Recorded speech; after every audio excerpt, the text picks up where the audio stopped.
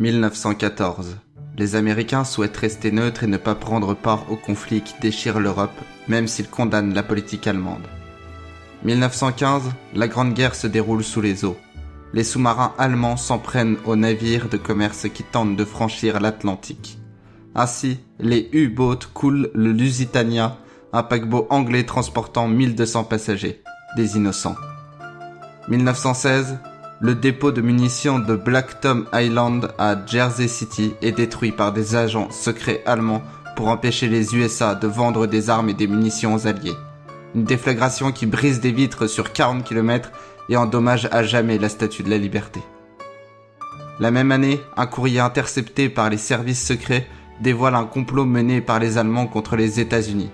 Si le Mexique déclare la guerre à leurs voisins, l'Allemagne promet de leur rendre le Texas et d'autres États américains une fois la guerre terminée. C'en est trop. Lafayette, nous voilà, aurait déclaré le général Pershing en souvenir de la guerre d'indépendance de 1783. 1917. 2 millions de soldats américains vont débarquer en France. 2017.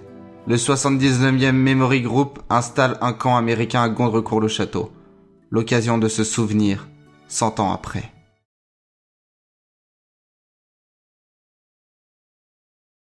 Alors notre association est à but non lucratif bien sûr, elle s'inscrit dans le devoir de la mémoire de façon à ne pas oublier tout ce qui s'est passé comme événement. Le nombre de jeunes qui sont morts pour notre liberté, ce qui est quand même quelque chose d'assez important. Imaginez donner sa vie pour quelqu'un d'autre, c'est ce qui s'est passé, que ce soit en 17 ou que ce soit en 43-44. On représente la 79e division d'infanterie qui porte la Croix de Lorraine, eu égard au nombre de morts importants qu'il y a eu en Lorraine. Donc la Lorraine, on ne peut pas dire en dédommagement, mais en souvenir, a attribué la Croix de Lorraine. Ce qui fait que de temps en temps, il y a des gens qui nous disent « Ah, vous êtes français ?» Non, on porte la Croix de Lorraine, oui, c'est l'insigne de la 79e, mais on est bien américain. Et si vous voulez, pourquoi on fait ça ? Bon, pour une bonne part, on est des anciens militaires, bien sûr, et c'est justement pour transmettre ce souvenir. Et j'ai été une fois interrogé par un journaliste de la BBC qui me dit « Mais qu'est-ce que vous faites comme manifestation ? C'est une manifestation patriotique ?» Je dis « Oui, ça s'inscrit dans le devoir de mémoire. » Mais il dit « Mais oui, mais il y a des jeunes et puis il y a des moins jeunes comme vous. » Pour pas dire un vieux, gentiment. Mais j'ai dit, écoutez, je vais vous donner une image qui est très simple. Nous, on est une bougie, mais une vieille bougie. On est en train de s'éteindre progressivement. Donc on a besoin de jeunes bougies, à qui on va transmettre notre flamme, de façon à ce que cette histoire perdure et que le souvenir reste. Comme a dit je ne sais plus trop qui, si on oublie notre passé, on risque de le revivre.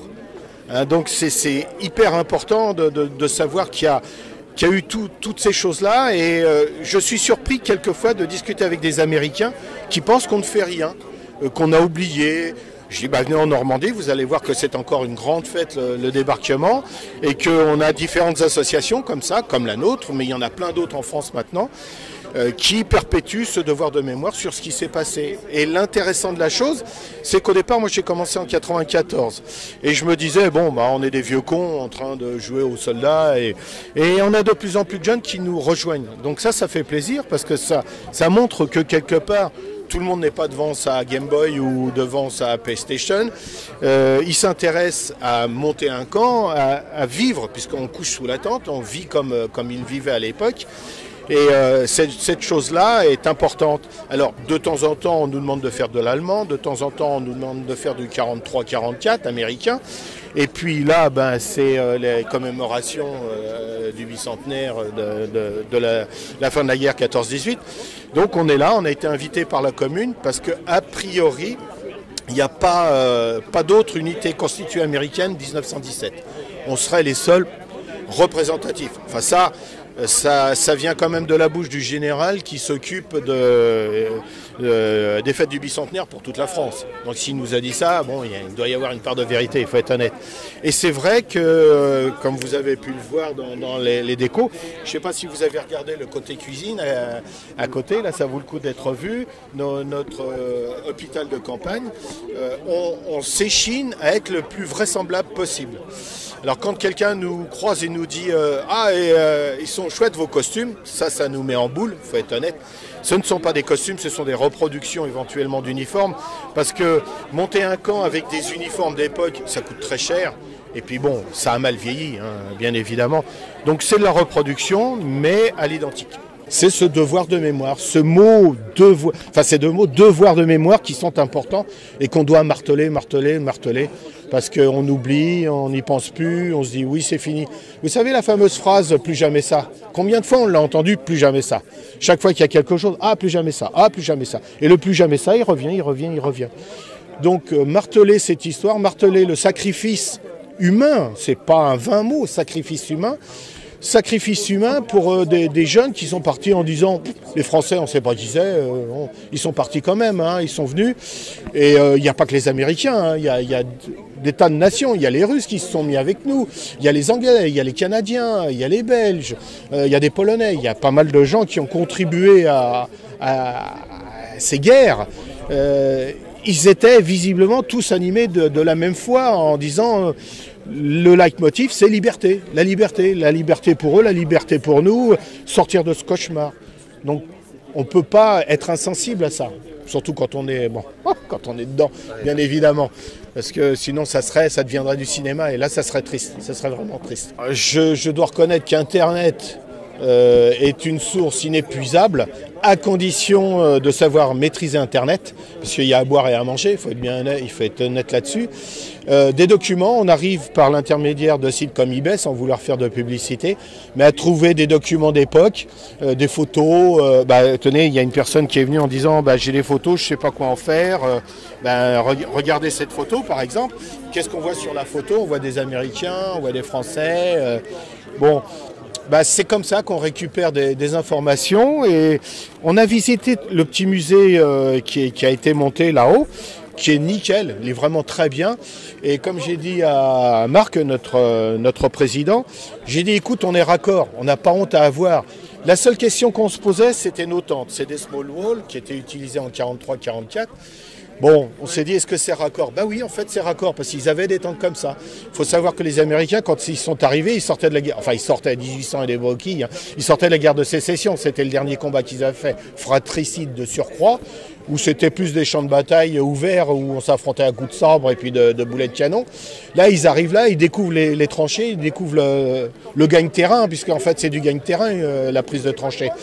Et ils étaient arrivés avec leur matériel, des tentes blanches, un peu comme à l'époque napoléonienne. C'est pas discret pour se planquer dans un sous-bois ou un truc comme ça.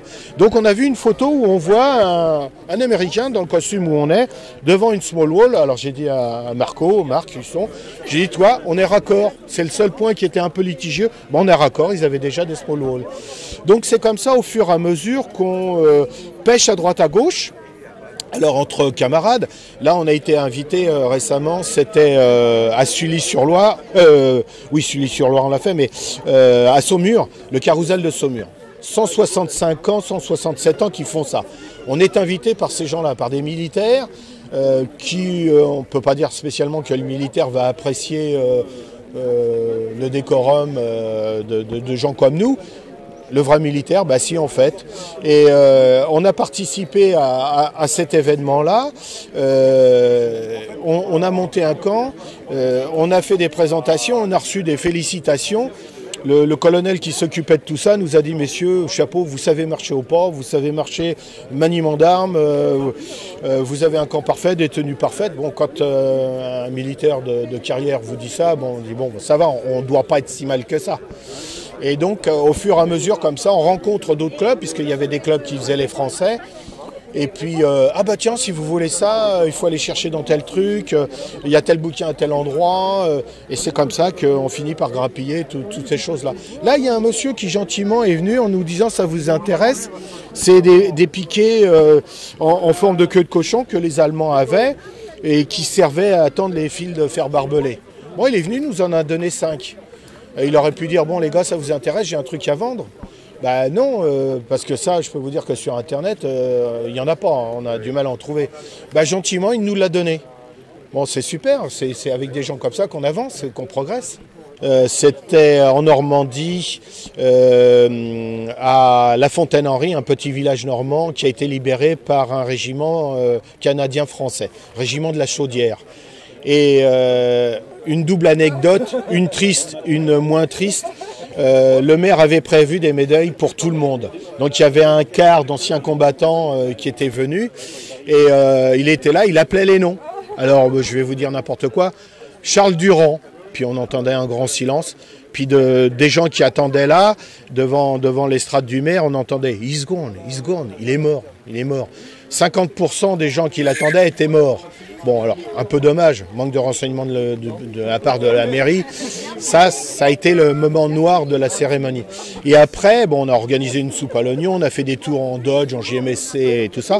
Donc les anciens combattants étaient là. « Oh, j'ai conduit cet engin-là, oh, j'étais là-dedans, ah, j'avais cet armement-là ».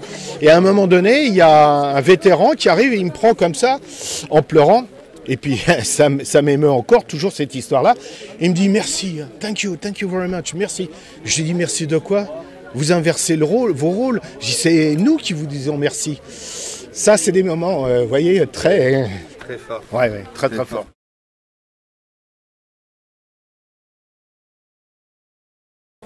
Alors, les premières démarches pour essayer de nous rejoindre ou de rejoindre un groupe, je dirais, de reconstitution historique, c'est le devoir de mémoire. Irrémédiablement, si vous n'avez pas dans le fond des tripes l'envie de rendre les honneurs aux anciens, de rendre les honneurs aux soldats, quel que soit l'uniforme, quelque part c'est pas la peine d'essayer, vous finirez à un moment ou à un autre par mal passer. Ensuite, c'est d'avoir du temps de libre, parce que ça prend énormément de temps, déjà de bouger, d'organiser, de mettre en œuvre, d'avoir de la place parce que vous voyez la quantité de petits objets que l'on peut avoir pour essayer d'être le plus crédible possible. Et puis obligatoirement un petit peu d'argent aussi parce que ça finit par coûter relativement cher de pouvoir obtenir du matériel. Il y a obligatoirement effectivement de la couture puisque en fonction de l'unité ou de la division que vous souhaitez représenter, ça ne sera pas les mêmes insignes. Donc oui, la couture est obligatoire. Le passage de temps en temps chez une couturière de manière à nous mettre en conformité pour les uniformes, qu'on n'ait pas des pantalons trop longs ou des vestes trop courtes, ça marche pareil. Ensuite, tout dépend si vous voulez acquérir de l'original ou des copies. Nous, on préfère les copies parce qu'elles sont suffisamment bien faites et sachant qu'on les utilise, qu'on les met en œuvre et qu'elles ne sont pas simplement destinées à être posées sur un mannequin bien au sec, de l'original, ça ferait un petit peu mal au cœur de les abîmer. Donc on part sur de l'original. Maintenant, un uniforme comme celui que je porte en première guerre, complet, vous comptez entre 300 et 400 euros. Alors il faut savoir qu'à l'époque, il y avait très peu de médecins et de chirurgiens disponibles. Je crois que dans les premières années du conflit, au niveau des États-Unis, il n'y avait que 900 personnels médicaux capables qui étaient disponibles. Résultat des courses, on a été chercher bien souvent des médecins de campagne. On a été chercher même dans l'absolu des gens qui étaient plus vétérinaires qu'autre chose et qui ont appris sur le tas. Maintenant, c'est vrai que les horreurs de la guerre et tout ce que l'humain a été capable de développer pour pouvoir meurtrir le corps de l'adversaire a créé effectivement des lésions faciales, des lésions sur le corps en règle générale et nécessitait donc un savoir quasi immédiat. Jusque 14 et 15, dans les débuts du conflit, un blessé qui arrivait avec une plaie au ventre était considéré comme perdu. On ne savait pas soigner une plaie au ventre. Et puis petit à petit, il y a eu des recherches qui ont été faites, il y a eu des chirurgiens qui ont enfin compris comment il fallait faire, comment on pouvait faire avec les techniques existantes, à savoir pas grand-chose, parce que les anesthésiants, c'est pas ce qu'on avait aujourd'hui. Ce qui existait, c'était plus la douleur du soldat blessé que réellement un produit autre que l'éther, le chloroforme ou le daquin, qui permettait plus ou moins d'endormir et par la suite de faire de l'anesthésie générale pour pouvoir les opérer. De là, les 3/4 du temps, il fallait, si une blessure était sous 6 heures, infectée.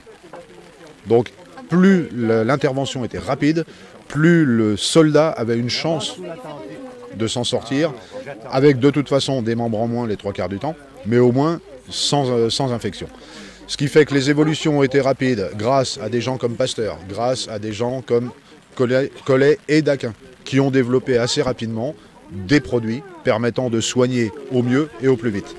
Je dirais que dans ces périodes, la plus belle invention a été la seringue à piston et surtout l'aiguille creuse.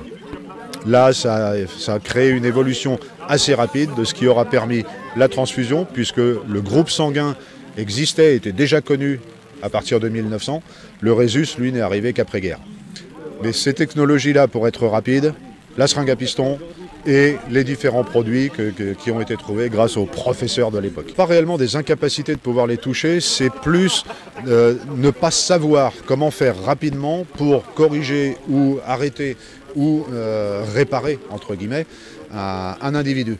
Parce que, effectivement, ce conflit-là était une boucherie, faut dire le mot. Et en tant que tel, ces médecins, ces chirurgiens, ces professeurs n'ont jamais eu l'habitude de se retrouver face à des blessures aussi graves et aussi diverses. Donc, c'est pas du dégoût, c'est pas du refus, c'est du non-savoir. Et en fait, de l'apprentissage sur site qui a permis une évolution rapide. Maintenant, ils étaient tellement sollicités, c'est plus de la fatigue qui les faisait s'arrêter, et puis le manque de confrères en fait, que réellement le manque d'envie, parce que tout le personnel, féminin comme masculin, sur site, n'avait qu'une envie, sauver, sauver, sauver et encore sauver. Malheureusement, il y a eu énormément de pertes.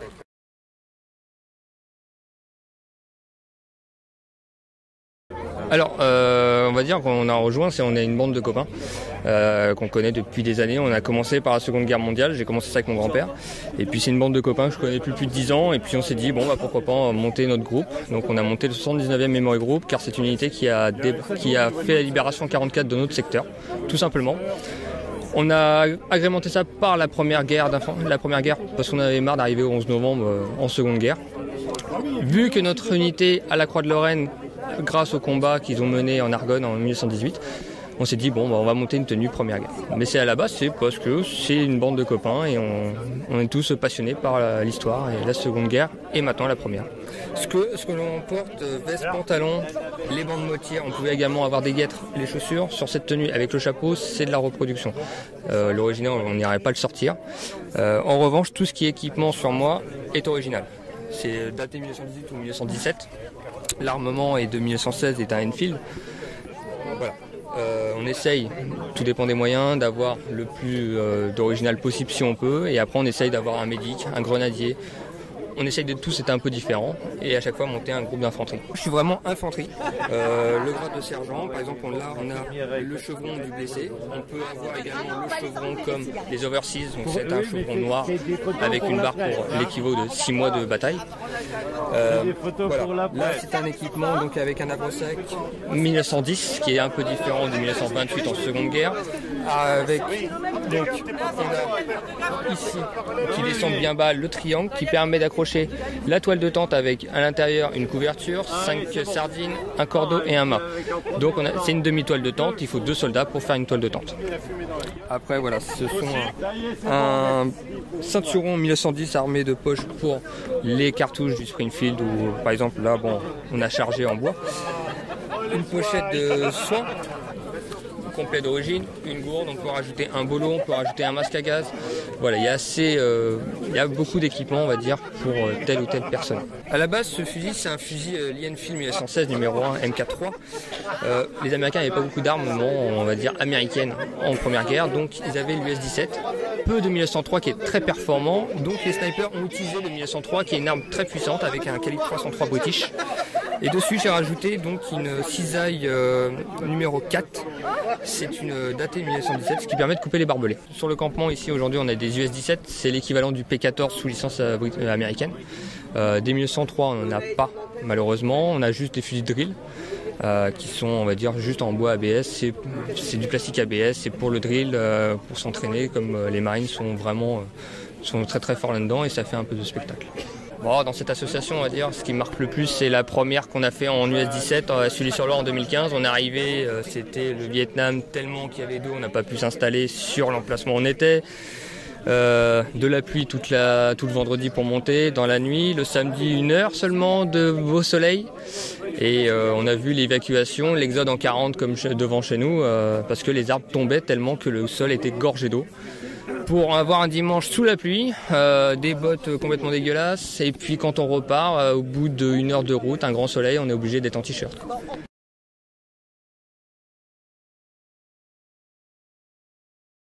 Alors je suis rentrée dans l'association parce que j'avais mon petit ami qui y était et voulant comprendre un petit peu mieux sa passion pour l'histoire, j'ai décidé de me lancer aussi. Mais moi non, fais partie de la création de l'association, je suis trésorière, mon mari est le secrétaire et on a créé cette association parce que la 79e est passée dans notre région et donc on avait besoin de le développer parce qu'on avait beaucoup de demandes à ce niveau-là, donc on a carrément créé l'association parce qu'on faisait partie d'une autre association, mais du coup on s'est lancé et ça fait depuis 2012 et ça se développe très très bien d'ailleurs. Alors il y avait toute une partie qui était dans la Croix-Rouge, donc qui servait à soigner les malades sur les camps, sur le terrain. Et pour moi, je pense que c'est tout. Oui, principalement on était là pour soigner, pour les premiers secours. Donc c'était assez dur d'ailleurs parce que c'était il fallait faire au plus vite. Donc on n'employait pas 50 moyens, donc c'était les moyens les plus courts, c'est-à-dire s'il fallait amputer, on amputait. Enfin c'était très très dur à faire. Oui, les traumatismes, il y a dû y en avoir, mais je pense qu'au niveau psychologie, on n'y prêtait pas beaucoup d'attention. C'était faire au plus vite, donc ils n'avaient pas d'autres moyens que de soigner au plus court. Voilà. On essaie de s'approcher au maximum de la tenue. Bon, forcément, c'est pas des tenues d'époque parce que déjà ça coûte une fortune, et puis en plus, ça serait pas dans cet état-là. Mais oui, on regarde suivant les documentations, on recommande sur des sites. Alors, on en trouve plus beaucoup en France, on achète beaucoup à l'étranger. Et cette cape d'ailleurs, on l'a fait faire par une couturière, en suivant un modèle, on lui a envoyé et puis elle a réussi à nous faire un patron dessus et puis du coup on s'en sert régulièrement. Voilà. Bien sûr, et au musée là que vous avez dans le village, il y a justement une photo avec cette cape. Donc ça a bien existé. On a un site, c'est le 79e Memory Group.com si vous voulez nous suivre sur le site internet. Sur le Facebook, vous nous trouverez sous 79e Memory Group tout court. Et dans tous les cas, en cherchant sur un moteur de recherche, on est suffisamment actif pour quasiment être à chaque fois en tête de liste. Donc vous pourrez nous suivre. On est en train de le mettre à jour parce qu'on a eu tellement de sorties entre l'ambassade des États-Unis à Paris, entre l'hôpital américain à Paris, l'école militaire, j'en passe et des meilleurs cette année, qu'on n'a pas encore eu le temps de poser tous les albums photos. Mais on existe bien et vous pourrez nous suivre là-dessus avec grand plaisir. Merci à vous aussi d'être présents sous la pluie comme nous. Et puis surtout, je voudrais remercier donc la commune de Gondrecourt, le département, et sans oublier tous les bénévoles qui se cassent le train, je suppose, depuis quelques mois pour mettre ça en œuvre. Sans eux, nous on n'est pas là non plus.